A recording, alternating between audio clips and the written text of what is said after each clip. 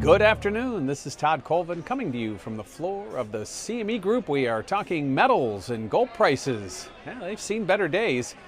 We've seen a big shift in gold, not since going back to Powell's testimony on Tuesday to today. Gold's down about $35. We did trade through some key technical levels. We got down as low, very close to 1,300, not quite there. That'll be your first major psychological level. Below that, 1287. 200-day moving average, that could be another key level, and I think that right now gold is kind of losing that upward momentum. Not too long ago, we were talking about possibly getting, seeing gold up near 1,400. It looks like that could be something in the rearview mirror, at least for now, as the market has shifted and now is pointing towards the downside. And if you look at the dollar, part of the reason is, yes, the dollar is showing some strength. It's still very weak if you go back on a historical basis, but let's just keep things real close to the vest here. And I think that right now the dollar bidding, based on potentially higher rates sooner than later, is one of the reasons why we're seeing gold prices decline.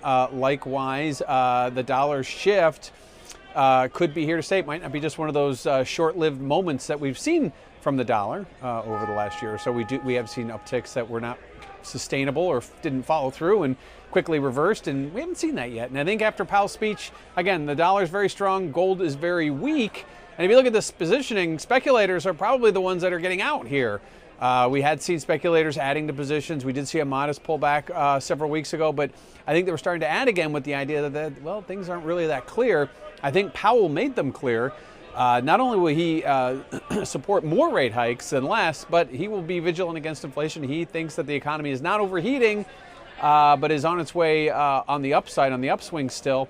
So look for more aggressive Fed action than less. That is giving the dollar a bid. That is selling off gold, and I think that speculators are seeing that. And if we trade through 1,300, you can bet they're going to be jumping on board all over each other to hit those exits, because you don't want to be the last one out the door when it comes to gold sell-off. So right now, gold looking pretty bleak. If we get through 1,300, look out. It could be a long way down, at least until we get some support, maybe near the 200-day moving average, possibly not until much lower.